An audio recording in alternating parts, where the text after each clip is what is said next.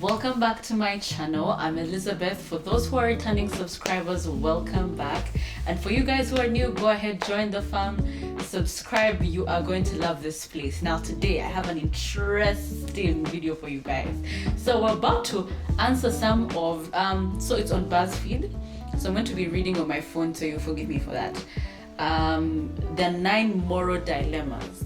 So they're literally stories that are morally not right, and you have to make a decision. And I pride myself into being a decisive person, so I'm about to give you what I would do in these case scenarios. However, at the end of the test, they tell you if you are morally upright or if you're immoral, and I think I'm moral. So stop the cap. Stop the cap right now. Stop the cap. we'll see where this goes. So the first one is you're an eyewitness to a crime. A man has robbed a bank, but instead of keeping the money for himself, he donates it to a poor orphanage that can now afford to feed, clothe, and care for its children. You know who committed the crime. If you would go to the authorities with the information, there is a good chance the money will be returned to the bank, leaving a lot of kids in need. What would you do? Okay, that's a good one. Listen, do I bank with that bank? That's the question. Talo. Sorry. If I bank with that bank and they can't refund, but you know, when the fact that they are robbing you and you're a bank, the problem is your fault. I was going to say in insurance companies they say, but I'm not a pro with insurance companies, so someone will tell us. But I know that if you get robbed and you had a crack in your system, they don't refund you because you did not properly protect that thing. So the fact that one man is single-handedly making a haste and actually carrying out the haste and stealing from you, I think you're the problem. So let's allow the kids to be fed and clothed. I'll definitely not say anything. I'll just pray to God to forgive me for my sin, but I know that he would also be happy that someone's being fed. So, when you weigh it, a hungry child, and children are the future of this nation. So I definitely not say anything. Next question. Company policy. You have a job as a network administrator for a company that also employs your best friend's husband. This is already going downhill from here. I don't like where this is going. One day your best friend's husband sends you a message asking you to release an email from quarantine. This requires you to open the email, at which point you discover that it's correspondence between this guy and his secret lover. Wait. So my best friend's husband has a secret lover, okay? After releasing the email, you find yourself in a pickle. Your instinct is to tell your best friend about her husband's infidelities, but divulging the content of the company emails against company policy that you could lose your job. Why is he using a company email to send emails to his lover? I think there has to be a breach somewhere there. Once it becomes plain that your best friend found out about his cheating husband through a company email, all trails will be inevitably lead to you as the leak. Do you tell him about the indiscretion?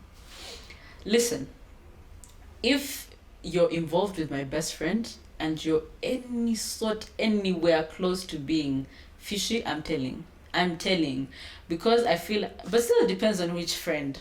It depends on which best friend I'm telling. There are some who I very well know that unless they've seen it themselves and it's live and tangible and they can feel it, I'd be the mark in their business. So some of them I wouldn't tell them. Do me a favor, please.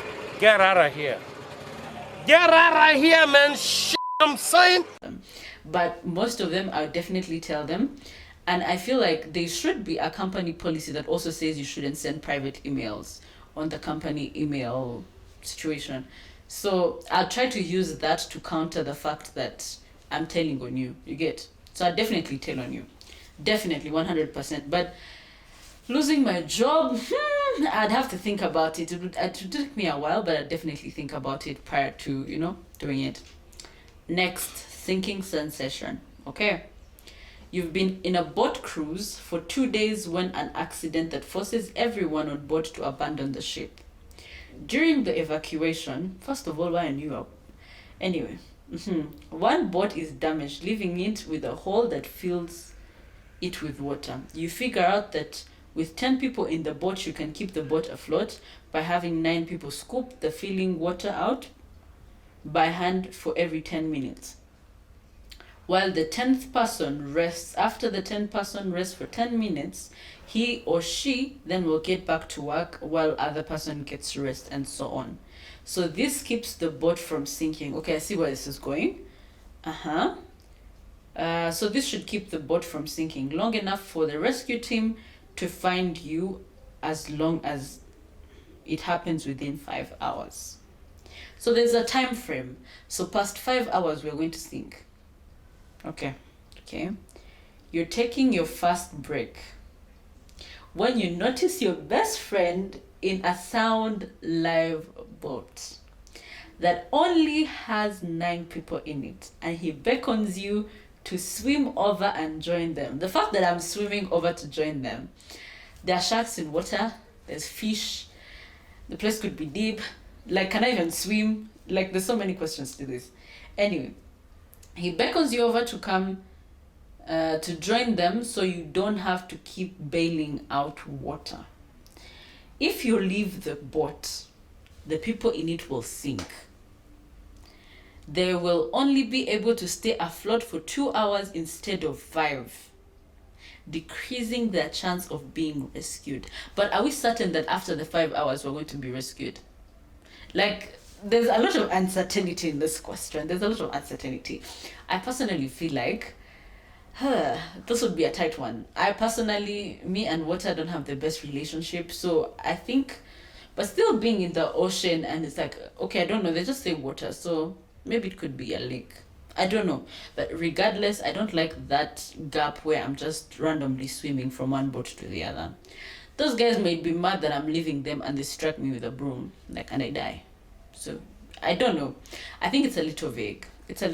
So for me, I think I'd stick to these guys so that we don't, I don't know, I don't like that there is no, like, if I go to that boat, I'll be saved forever and ever, amen. No, I don't like the fact that there is still an ish. There's still like a gap there between me leaving that boat and getting to the other boat. How do I know that I don't get there and because of weight I make them sink? Like, there's just so much to consider. So I'll just stick to these guys for 5 hours and just tell my best friend's boat to stay around and help us. I don't know. But for now, I think I'll totally stick with the boat that I'm in. All right, the accidental Samaritan. You're involved in a 2-car crash on your way to work one morning, which you accidentally hit and kill, Jesus Christ, a pedestrian.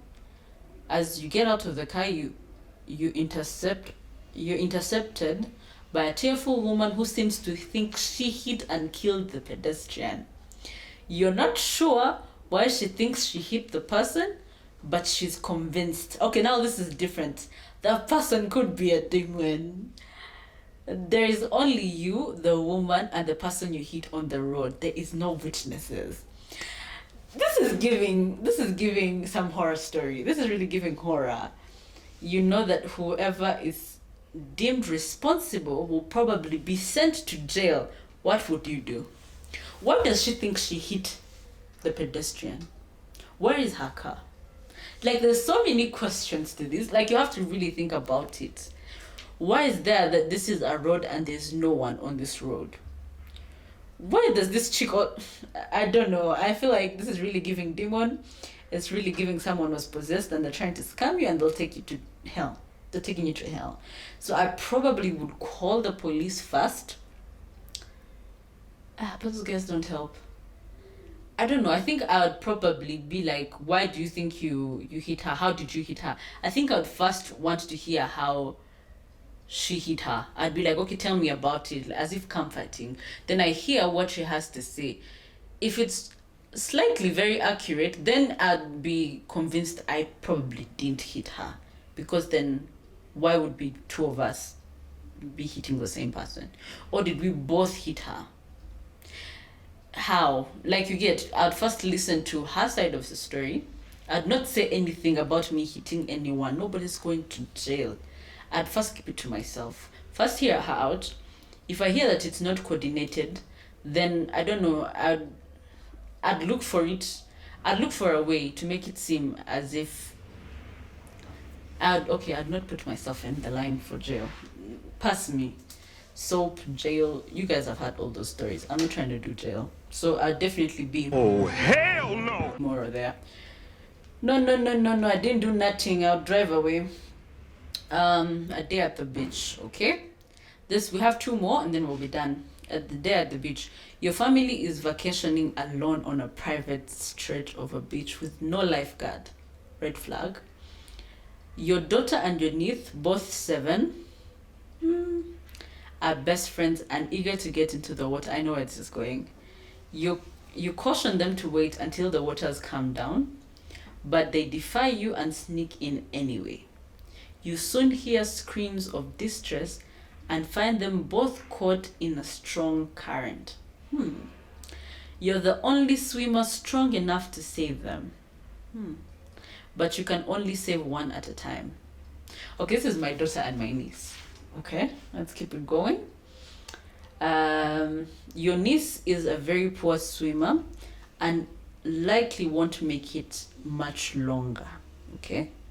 Your daughter is a stronger swimmer, but only has 50% chance of holding on long enough for you to come back for her. Who do you save first? I feel like that one is tough because this is both family. I wish this is a child of a friend or something. I don't know. It still seems wrong, but why does it have to be blood? Like, that would feel like a sacrifice.